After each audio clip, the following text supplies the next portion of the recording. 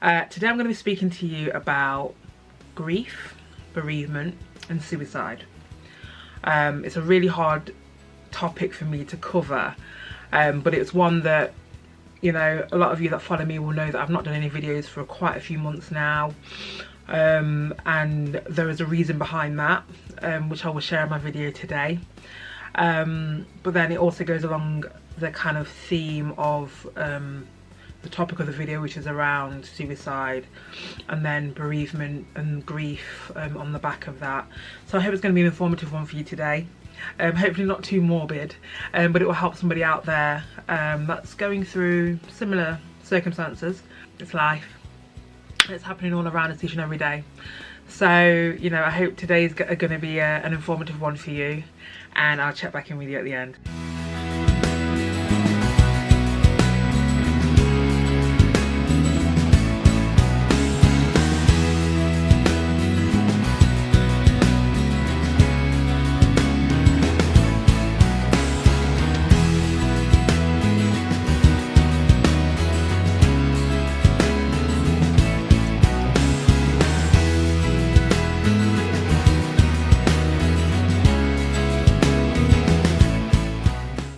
So, suicide.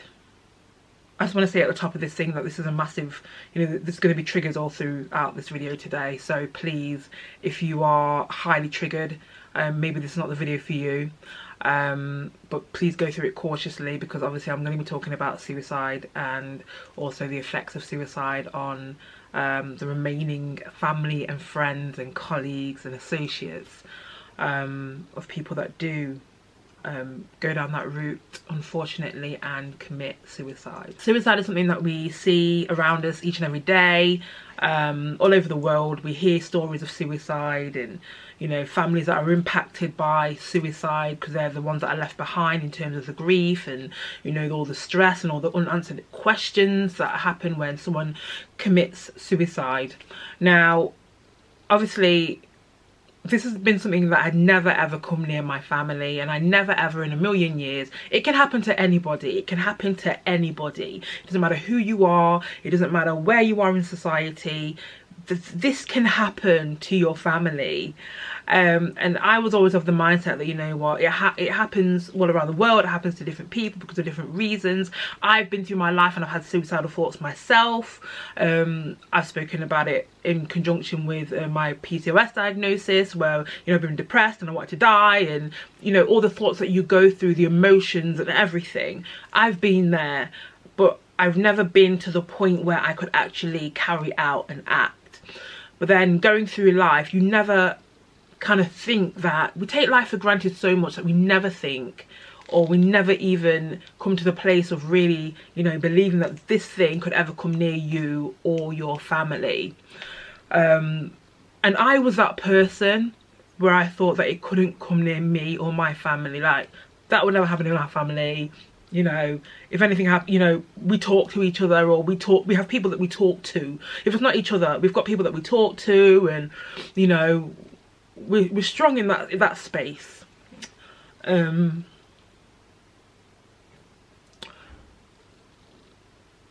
Sorry. I've got a faith, so I'm a Christian. And that morning was a Sunday morning. I remember it like it was yesterday. And that day I was leading praise and worship at my home church. So I was up and getting around, you know, trying to run around, get ready and everything, trying not to be late and sorting myself out for service that morning. And I got a call. I got a text from my older sister. It said that she needed to speak to me, something really bad happened. She needs to speak to me, let her know when I'm somewhere where I can talk. What are you on about? Like, I'm on the way to church now, so those kind of messages were going to be like after church, because I've got to lead praise and worship this morning. I don't need my kind of surroundings to be upset by anything, so I'll call you afterwards. But something just kept tugging at me. I called my parents' house and the line was engaged. Okay. So I thought, I wonder what it is. So I left it a while, I tried again, it was still engaged. And so I thought, okay, I'll call my dad on his mobile. Now, my dad's elderly, guys. When it comes to his mobile, either he can't hear because he's not putting it on the right part of his ear or something. So I expected the drama. Called him, I was like, hello, Dad, can you hear me? And he was kind of quiet. What's wrong with Dad? Dad, I've got a message from... No, I said, Dad, I'm trying to call on the house phone, what's going on? And he said that my mum was on the phone to my older sister. I said, what's happening? I said, oh, my sister texted me and said that she needs to speak to me about something. What's happening? And he said, oh, insert name, took her life. And I was like, Dad, you must have heard that wrong. Like, no, you must have heard that wrong. What are you talking about? And he said, yeah, she took her life.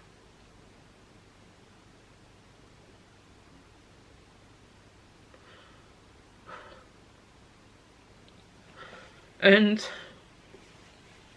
I was hoping that I was going to get through this without crying, but I don't think I'm going to be able to. I'll be back.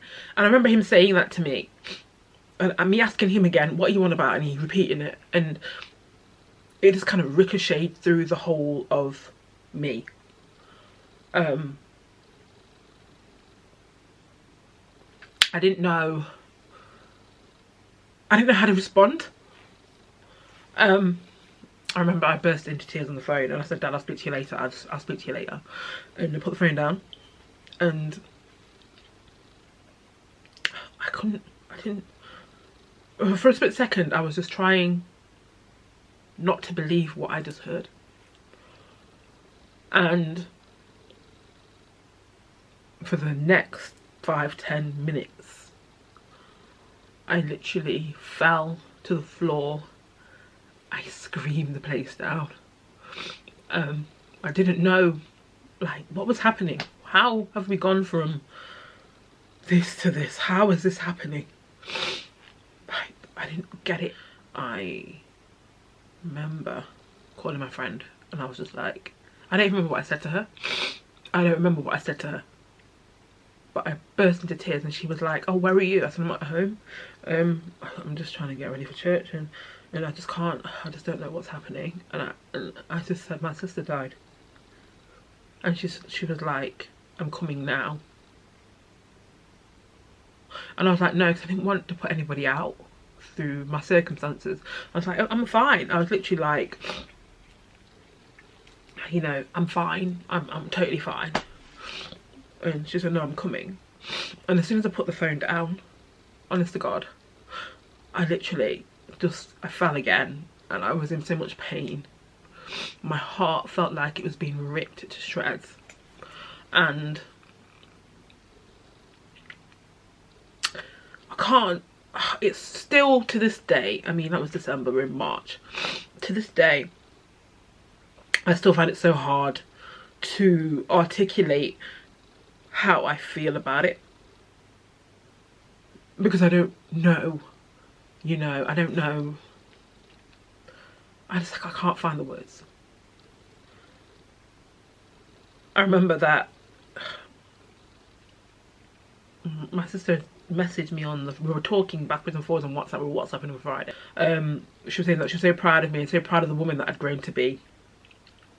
And she said that she couldn't wait for my next vlog, because the thing about my sister was this, that even, you know, I could put a video out today or tomorrow, I can put a video at any time, and she would always be the first person to watch it, and she'd always be the first person to message me and comment and really encourage me and be rooting for me on the sidelines. So like, she was just that sister for me, always, since I was a little child. She was always there. She was that sister for me. She was this person, and she was always happy, like always happy, always smiling. Even she could be going through the worst time in her life, and she would always be the person that lights up the room. As soon as she stepped into a room, you knew. Always happy, always jovial, always, you know, that kind of springboard. If you don't feel like you can manage life today, she was that person that would give you life even though she was going through her own adversities, her own struggles, her own inner demons.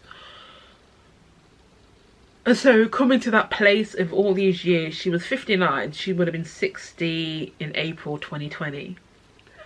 And coming from a place of all her life just struggled with mental health issues.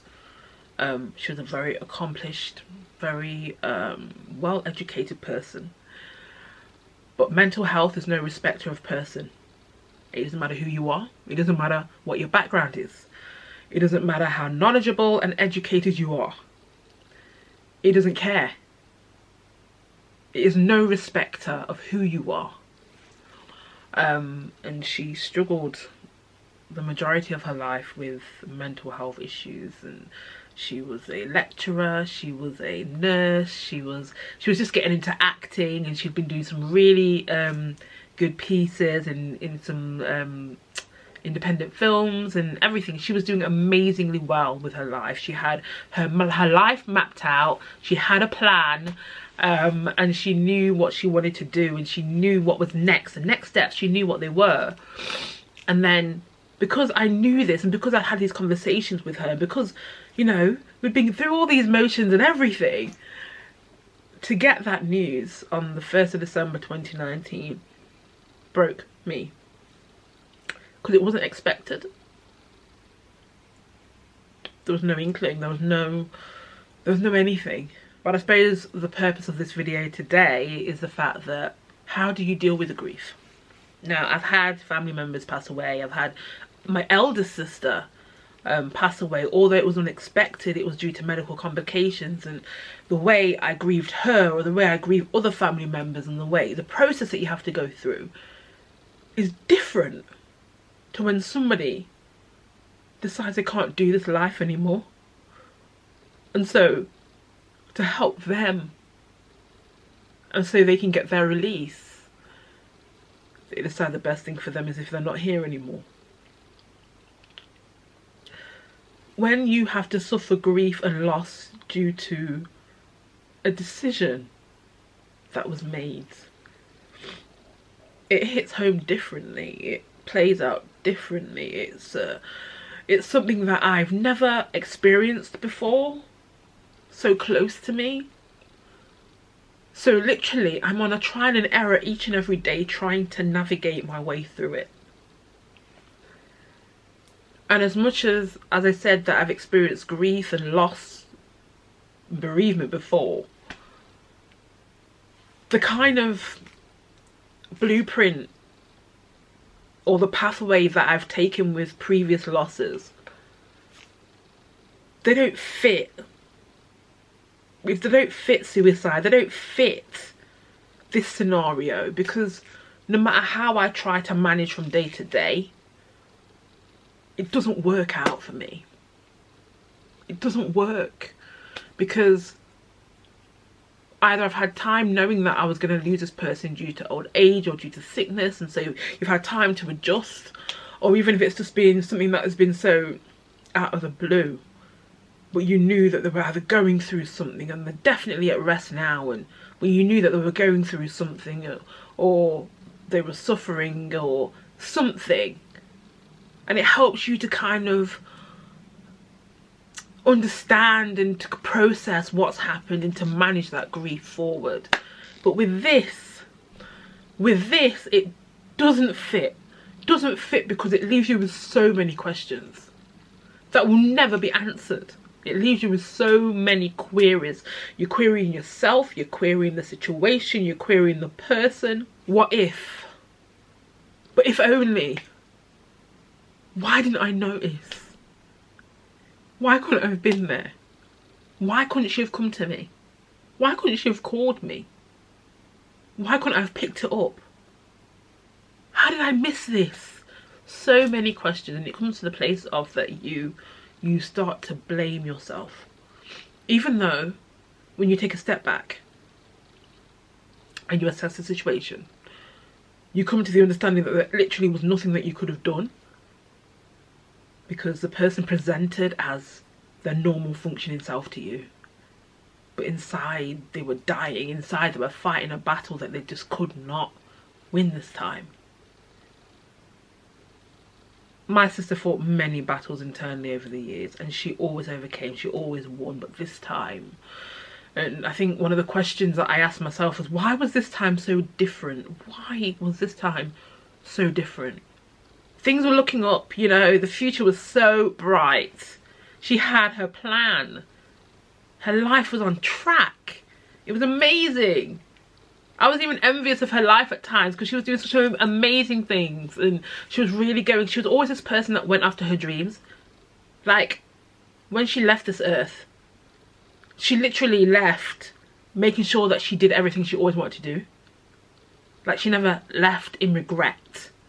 She always wanted to be an actress when she was a child growing up, and even though she was a nurse and she was a lecturer and she used to write journals, she never let this dream of always wanting to be an actress fall and die by the wayside. She did that, and she went after that, and she accomplished that, and she was doing some great things, and I'm so proud that she was my sister. But I wish I could have helped her in her time of need. I wish I could have been there. I wish she was found before it was too late. So many wishes. I wish I'd noticed the problem. I wish I'd seen the signs. The last time I saw my sister was on my birthday, November 16th. And I'm always going to cherish that day, because I wasn't feeling great in myself. I didn't really want to go anywhere, but I'm glad that I did. And I have 2 regrets from that night. 3 regrets from that night. 1, that we didn't take pictures together. 2, that I didn't say I love you. And 3, that when we hugged at the end of the night, that I wish I hugged her longer. I never knew that was going to be the last time that I hugged her. Spent time physically with her. Saw her physically. And I think the one thing that this whole thing has shown me is that I now capitalise on every moment with friends and family. I say what I need to say whilst I'm in the room. I don't hold back, because you know what? Tomorrow is not promised. We don't control time. We live in it, but we can't control it. We don't know what the next second is going to be in this world. How do I manage my grief? How do I grieve? How do I walk through this time of bereavement? When will it end? I don't know. There are a few key things that I think are kind of like they're cross surface in terms of walking through this kind of grief. You definitely need to have these things in place because it's hard. I've got some amazing friends who've been really supportive and helpful, and off the cuff, I don't know how I'd manage without them. But one thing about, as I said about grief is not all the same. And unless someone's been through grief from suicide, it's hard for people to be able to understand what you're going through and align it with grief in general. The majority of us all understand grief, and we've all experienced it in one way or another, bereaved, you know, family members, friends, etc. But suicide hits differently. And a couple of points that have really helped me, and I believe will help other people that are experiencing grief from suicide. At the end of the video, I'm going to put up some information of some organisations that can assist and give guidance and counselling and help, and just be that listening ear for people like me who are trying to find their way through this unusual grief. It's hard to say if it will ever get better. It's hard to say if time is really a healer when it comes to grief via suicide. A lot of people try to be encouraging and they always say, you know, time's a healer and you'll get through it. I feel as if it's going to be one of those things where in 20 years time I'm still going to be feeling the effects of it. I'd love for me not to. I'd love for me to be able to channel my way through it and, you know, champion and say, you know, I feel amazing. And even though I miss my sister, even though a part of me is gone when she left, I can still carry on every day and I don't cry at every day. I was going through some things and the card that she gave me and my husband for our wedding, and just sitting there and reading it, I literally burst into tears. And then I was going through some other papers and I saw a Christmas card she sent and her handwriting set me off, or a birthday card, and it's just like, what do I do? I'm never going to throw them away because that's all I have. But I don't know when the time will come when the tears will stop flowing. I don't know when. My heart will stop breaking because every time I think of her and my mind stops at a point, it's like my heart's breaking all over again and the tears flow. And I don't know when. I've had to get back to normal life because life doesn't stop. Life goes on. But I have bouts and I have times where I'm just like, I can't manage today. God, I need you. I can't manage today. Help me. I can't manage today. I don't want to talk to anybody. I just want to be in my own space. But I need help. And so many things can come out of grief from suicide. And some of them are not good. Depression. And many of you that follow me anyway know that I suffer from PCOS, which carries depression. So already that's an everyday fight, and then you're trying to battle this, and depression wants to attach itself to you again every day because you don't know how to navigate your way through this time. So yes, a few things that I wanted to share with you that are kind of key to navigating through bereavement and grief when it stems from suicide. When someone close to you, a loved one, family member, a friend, dies from suicide, in my experience it triggers so many different emotions. Obviously you're in shock. I described to you how I didn't know what to do with myself when I first got the news.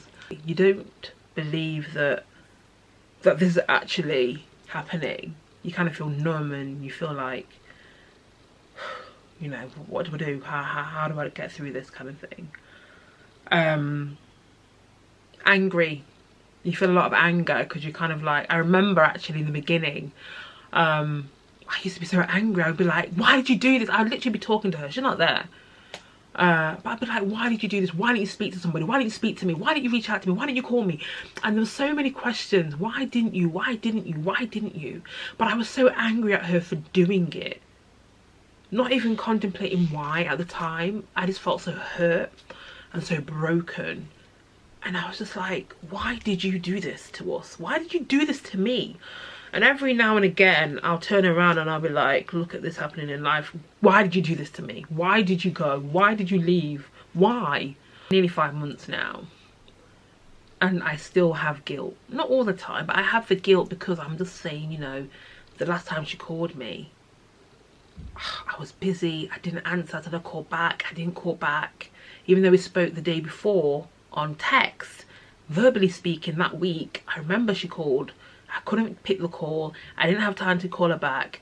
And the guilt is just there because maybe if I called her back, we could have spoken. I would have picked something up. And that's just what we go through. The emotions, the stress, the guilt, the blame, self-blame, the despair. Like, why? Why would you do this to me? Why would you do this to us? I know you were going through something, but we could have talked it through. We could have got you help. We could have done something. If you had just said, if you had just reached out, we could have saved you. You have the confusion because you just don't get it. I still to this day don't get it. And maybe in time I will. I don't know. I've never walked this road before. But I don't get it. I'm not going to pretend that I do. I'm confused. Daily. A lot of her friends the shock and the ricochets and the ripples it sent through her friendship community, through her fellow actors and actresses, it was just like, why didn't she talk to us?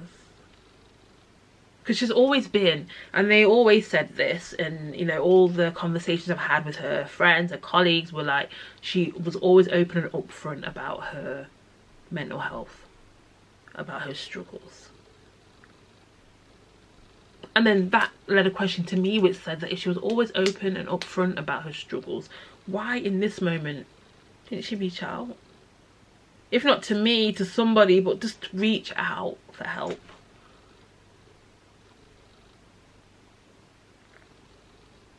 And then that makes me feel like she was my fave sister. Like, from I was born until that day, we had a different relationship going. She was my sister, and because there was such an age gap between us, she was like 23 years older than me. So she was always kind of like a mother figure as well. She always looked after. She was an amazing sister to me, amazing sister. But then the fact that she couldn't even reach out and talk to me about this, about what she was going to do, made me, and still sometimes to some point and some extent, makes me feel like, well, hold on a minute. Why couldn't you stay alive for me? Why couldn't you stay alive for the people that you loved and that loved you back? Why weren't we good enough? Why weren't we enough to save you? One thing I know is that I have to cope. Anyone that suffers the aftermath of a suicide, they have to learn to cope and have some kind of coping mechanism in place to really help them channel their way through life, because it's so easy to be consumed by the feelings, by the anger, by the emotion, by the grief, and not really and wander aimlessly through life because you just don't know how you're going to manage. As I said to you earlier on, life goes on. It's sad to say it, but it's true, and life has to go on for us as well.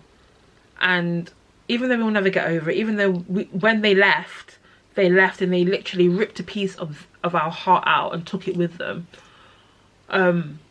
we have to find that way to try and navigate through.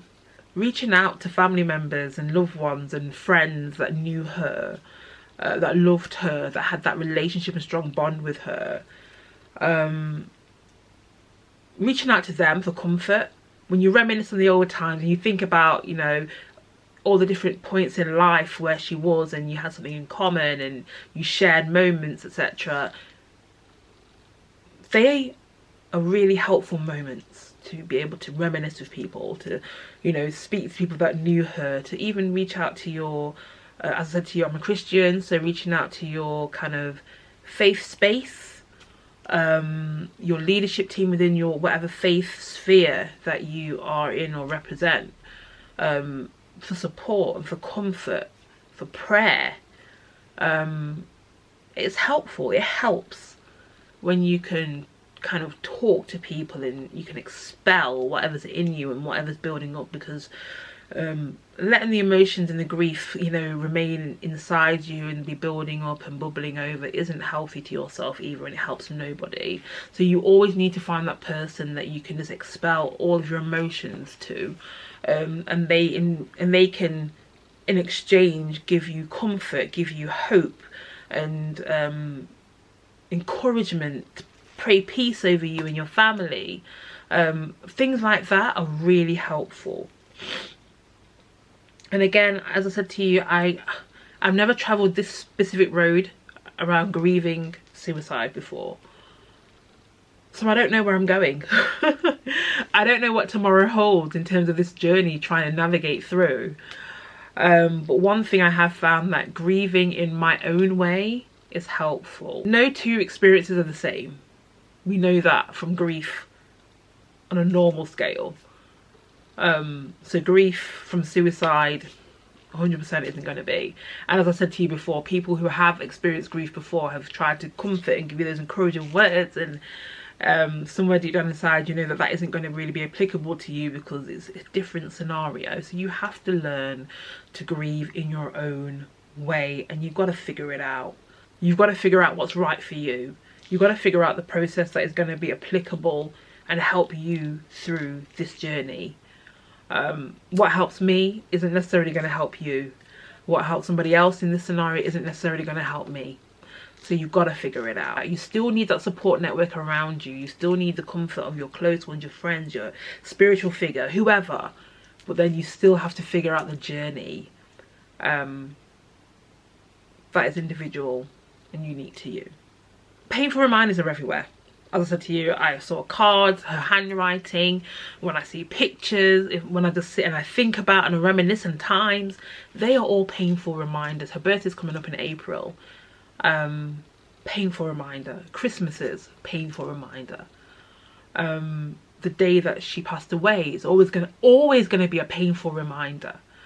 But how do you navigate through those? How do you handle those? You don't want to spend the rest of your life mourning on those days. How do you now celebrate those moments? How do you now remember those people, or remember that person on that specific day? I've not come round yet, you know. As I say, next month's her birthday, and that's gonna be the first kind of milestone. I don't know how I'm gonna navigate through it, but I've got to figure it out. Don't rush. You know, I said to you earlier that people say, oh, time's a healer, and I don't want to be doing this forever, because I personally don't want to be in this cycle forever. I want to get to a place where every memory now and every thought of her makes me smile, and I can just look up and say, I hope this makes you proud. I want to be in that space. I don't want to be doing this forever. I don't want to be grieving forever. I don't want to be in this pain forever. But I do want to take the required, or whatever is required for me, I want to take that time to be able to process and to accept and to move on properly to the stage where everything I now do honours you. Everything I now do honours you. I do this in honour of you. I have children that you will never meet, but I will still tell them about you. I'll still talk about you. I'll still show them your pictures. I'll still tell them how amazing you were and how strong you were. And I won't break down when I talk about it, because I'll be so proud of the moment that you were my sister.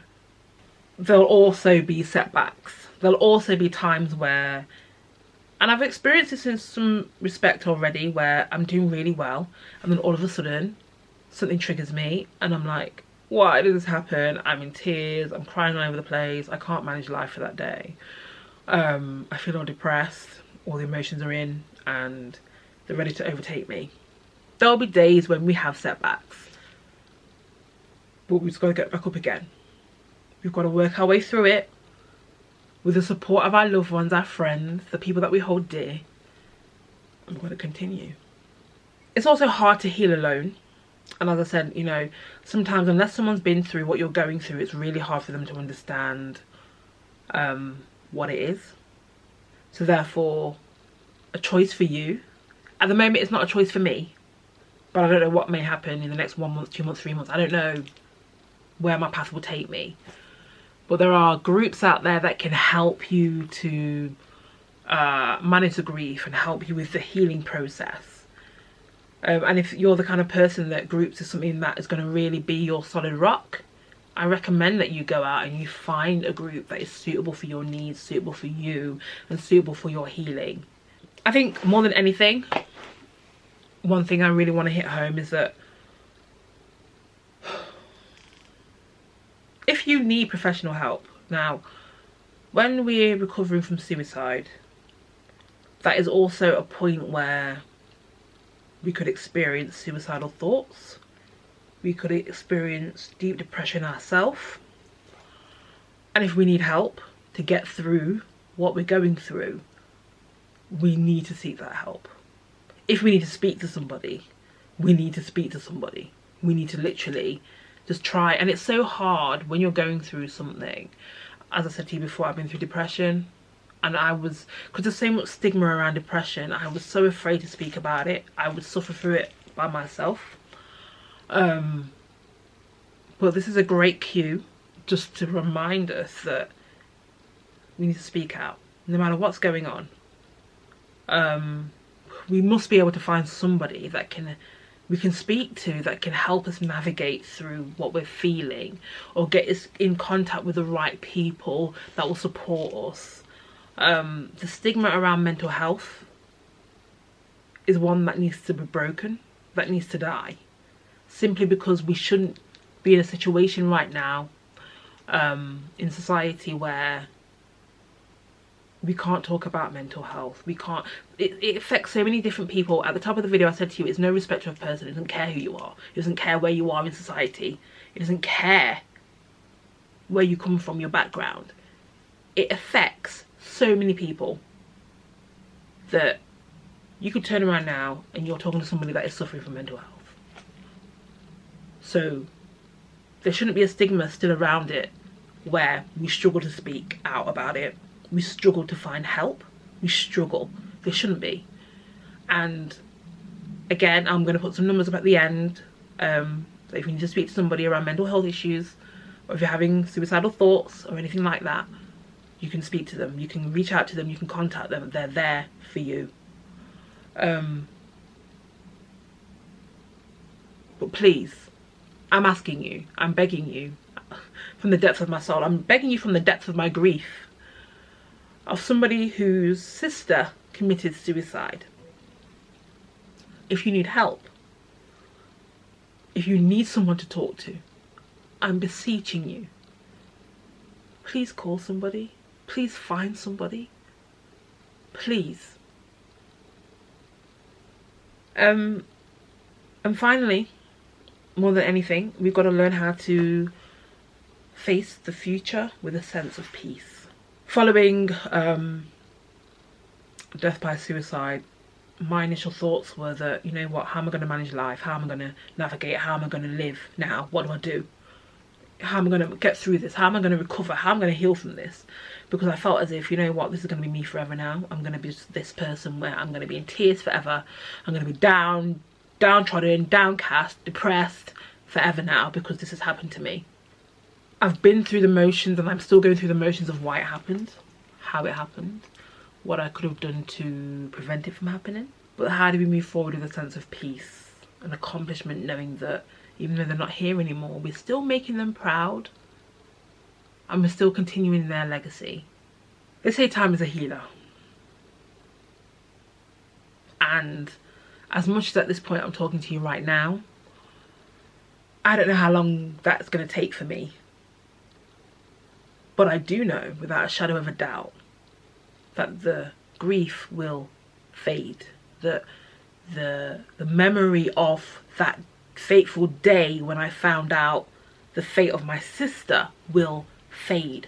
But the memories of her won't fade. The memories of the times we had together won't fade. And the memories and the thoughts of her as a person will not fade.